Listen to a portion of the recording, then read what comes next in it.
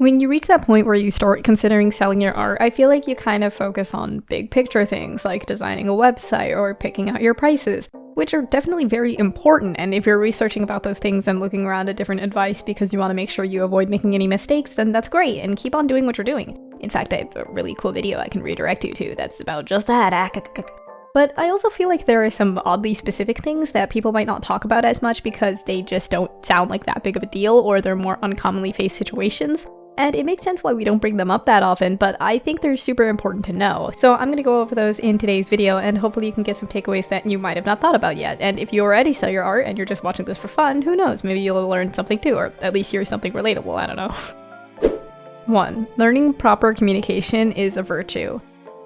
This might sound like a given, but I feel like, at least in my experience, when you first start taking your first commissions, it's kind of jarring communicating with clients because you don't know how professional to be or how casual to be, and throughout the line you're going to be talking to a variety of different people, and it's really important to learn how best to talk to clients, how best to talk to different types of clients, and what details in the way someone is talking to you that should be throwing up little red flags. So the big question, how professional should you be? I'd say there can be some variation from person to person depending on your communication style and how casual or professional you want your work environment to be. Think about what kind of tone you would want the client to talk to you with, and then hold yourself to the regard of talking to them in that same fashion. Since ideally your clients will usually kind of mirror your tone, and thankfully that is typically what happens, except in some situations, but yeah. I'd say there are minimums and maximums, and as long as you stay somewhere in that range, you're fine. So don't be so casual that you're letting your clients walk all over you. In my opinion, you should still make sure there's a distinction between client and seller, since you have to bear in mind that your clients will often be complete strangers, and if you're too friendly with them, they'll sometimes try to haggle you out of your prices or indirectly try to get more than what they paid for. That doesn't mean you can't use like emoticons or slang, or that you have to fully punctuate and capitalize your messages correctly unless you want to, but more that you should just generally maintain a boundary and not be so agreeable and friendly that you're allowing clients to try and manipulate you out of your time and hard work. But at the same time, don't be so professional that your clients find you unapproachable or impossible to communicate with. They should always have some method of contacting you directly so long as their commission is still in progress. So if you want to cut communication with them after you finish, then that's in your reign to do so, but while they're still waiting on something from you, they should have some way to message you privately. Even if you know in your heart that you will finish their commission and you have no intention of scamming them, I think it's really important to value your client's comfort as well. Things do come up even when you don't expect them to. I've had to message clients before explaining a situation that may have pushed back their commission a bit, an unexpected and unanticipated situation. Sometimes they want to approach me first, which they should be able to. I know some artists who are dealing with a very large amount of commissions like to have a friend be a manager for them and communicate with their clients and organize their to-do list. That's okay if you want to do that, but again, your clients should, no matter what, still have a way they can communicate with you directly if they need to do so. So what are those little red flags in communication that I mentioned earlier? Well, here are some of them. They ask you a question that is already answered on your website or the place that they got your prices from, especially if they're asking more than one of those kinds of questions. Being forgetful is one thing, but the whole point of having a terms of service is that they're supposed to read it before they buy from you. If they're asking questions you already answered, then there's a good chance they didn't read it, which means they don't know the agreements that they made, and it's possible they might get upset at you for something like your turnaround, even though you had it pre-written beforehand. It's also just a potential sign of someone who is impatient and not very understanding if they're not willing to even take a glance at your website to see if answers are already there before they DM you. And again, it's possible they're just forgetful or absent-minded, so I might take this as like a proceed with caution flag rather than a red one. They're super uncommunicative when it comes to paying, as in they take long stretches of time between replies, they act super confused about how they're supposed to send the money to you, or they blatantly ask for an extension to pay you even if they approached you as if they already had the money. It's just generally weird behavior. You should prioritize paying someone for a service instead of wasting their time, and you should never be spending money that you don't have on something like art. Because at the end of the day, art is a luxury, and this could very well be that person's main, if not only, source of income, and it's very stressful for them. So yeah, if they're flaking out on you, it's weird behavior. They seem very accusatory even though you haven't done anything wrong, like they ask for daily updates and approach you in a very unfriendly manner while doing so. Or they double check you on your own prices or information and say, "Wait, $13? Are you sure? I'm pretty sure it said $10 on your website." Or something like, "Didn't it say on your website somewhere that you promised 10 frames per animation? I'm only seeing 7 here." No, that was never there at all? Okay, I could have sworn I saw it. There are 12 frames in that animation regardless? Huh, I'm only really seeing 7, but okay. Those are just some quick ones off the top of my head, but if there are more that I didn't mention that you guys know of, feel free to share them in the comments. When you see clients who are approaching you like this, you could be upfront and tell them that you're feeling uncomfortable working with them and would rather not pursue the commission further. If that's not what you want to do and you're willing to put up with them and work through their commission, just try to tolerate them and make sure that you don't actually give in to anything. Like, don't lower your prices for them or agree to something unreasonable. But yeah, I'm yammering on way too much for this one point, so TLDR, learn to communicate with your clients, especially the weird ones. 2. There is some element of fatigue that will scare potential clients away. I'm someone who likes to be thorough. That's probably pretty obvious if you've watched a couple of my videos before, or even just from watching this one alone. I like to put all the information that I have out there. So I understand wanting to make your website have a lot of words on it, wanting to add everything you could possibly think of, adding a huge variety of options on what your clients can buy from you, setting up a very concrete payment system like they have to fill out a Google form or they have to follow a specific template. It makes things easier for yourself, and it ideally kind of makes it easier for the client too, right? Wrong. Well, partially wrong. But here, the thing is, clients get fatigued really easily when there's too much information spewed at them, or the process of commissioning you is too confusing or complicated. I don't think people bring this up enough, because when I downsized my website, the amount of commissions I got shot up.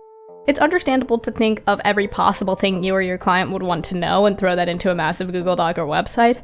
But my advice, don't do that unless you're super confident it will be fine. If you're already someone who has a steady intake of commissions, then feel free to do those things, but if you're new, I'd advise against it, since you could actually be hindering how many possible commissions you could have gotten. Keep only the necessary information on your website. Do you have super specific terms on your TOS that not every single client would need to know? Remove those. Let them approach you and ask those questions if they have them. But when you remove 15 bullets from your TOS, it's much easier for someone to read it and digest it, and they won't get tired or lose interest in the time that it would have taken them to read all of it. I only keep the things on my terms of service that I think are genuine agreements I want people to make before they commission me, questions that I get asked by a lot of people, or things I want the client to know for their own comfort. That's all you really need. Having things like forms and templates you want people to fill out are also kind of intimidating to a client. It's a lot easier if they could just message you and for you to request whatever information they accidentally left out if it wasn't in the original message. I know some artists that do use forms like this, but those are usually artists who are already comfortable and confident that they'll get commissioned either way.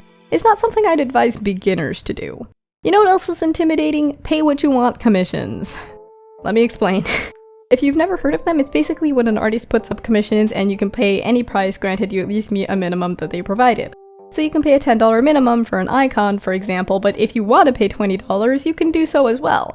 I think they're tempting for artists who don't typically receive commissions and really want to, so they want to offer their clients more variety in hopes they'll increase their commission intake. Or they're used by artists who are in a rough financial position and are taking commissions in hopes to make money for a specific need or purpose, giving people a minimum but no maximum so they can ideally maximize the revenue that they get. But I'm here to tell you that a lot of the time when you do pay what you want commissions, you won't achieve either purpose.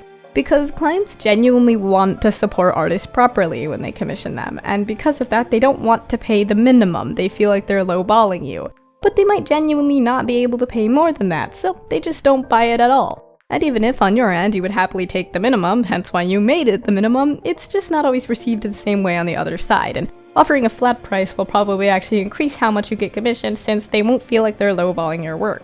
I've seen it a lot where people open pay what you want commissions in hopes of getting more clients, but instead they get less or even none because of this whole phenomenon. And I'm unfortunately here to back up that point with the fact that I basically never buy pay what you want commissions, and I'm someone who always opts for buying art that has a flat price. They just make me really anxious, and I don't want to make the artist unhappy, so I avoid them altogether, which sounds counterproductive, I know, but regardless, that's how I feel. If you charge a flat price, people can always tip you if they want to. 3. Small restrictions on your potential audience add up. So this is probably more obvious, but something to think about is how many potential clients you are limiting because of how you set up your commissions. Things like payment method and communication method can actually restrict your audience a lot in the long run, and it could be a contributing factor to why you don't get commissioned as much as you'd ideally want to. For example, as a payment method, I use Cash App because I love Cash App. It's easier to use than any other payment app that I've had experience with. It's less invasive, and anyone 13 plus is allowed to use it, which is also really cool. So perfect, right? Nah. The one flaw to Cash App is that it isn't international. So only people in the United States of frickin' America are able to pay me. This restricts my audience a lot, like within a single country. So I amended my website so that if their payment exceeds a certain amount, they can pay with PayPal, as I have a few different friends I can contact to vouch for me and accept the PayPal money transfer and then send it to my Cash App. So that opens up my audience a little bit more. Another thing is I like to use Discord for communication. It's easier and I get notifications from it when you message me, so I'll see it sooner. However, this also puts a restriction on my audience because anyone who can or doesn't use Discord isn't able to communicate with me to place an order. So I amended my website so that Discord is the most preferred method of communication, but you can opt to private message me on other websites if you don't have Discord. Now obviously these changes aren't always viable. Sometimes you absolutely have to use a certain payment method, like children confined to accepting payment through Robux because they can't use payment apps yet. And in that situation, obviously, do what you have to do. But if there are any ways to open up your audience to a wider range of people, try to do it. Cross-post your commissions to as many social medias as you can so that it helps people find you from different sources. It really does make a difference. 4. It's really helpful to find and fit into a niche. On the end of the client, usually when they're looking around for a freelance artist and they're thinking of buying a commission, it's because they have something in mind of what they want. Like they want an animated icon, or they would just generally like to see art of a certain character. So when you have that thing in mind, what are you gonna do? You're gonna try and find an artist who looks like they specialize in that thing. If I want art of a character that has a lot of bright colors, I'm more likely to look around at artists who specialize in that kind of thing. While it's good to work on a ton of different skills and strengthen your abilities in different areas, it also helps you to find something that you specialize in primarily. When first starting out, it actually really helps to find a specific thing that you're best at and advertise yourself as that kind of artist. I draw mostly animals and furries. I do sell human art, but I don't advertise myself as a human artist. I advertise myself as a furry and animal artist. If a client approaches me and asks me to draw a human character, I send them examples of past art of human characters, and if they're still interested, I'll accept their commission. Finding your specialty doesn't mean you're not allowed to utilize everything you have under your tool belt. It just helps you for marketing and discovery purposes.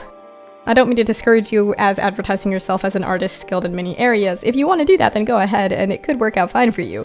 But I did want to bring up that finding a specialty or a niche does help clients seek you out. A lot of artists will put a will draw, won't draw type of thing on their websites, where they go into specifics about what types of things they can draw and what types of things they can't or won't draw.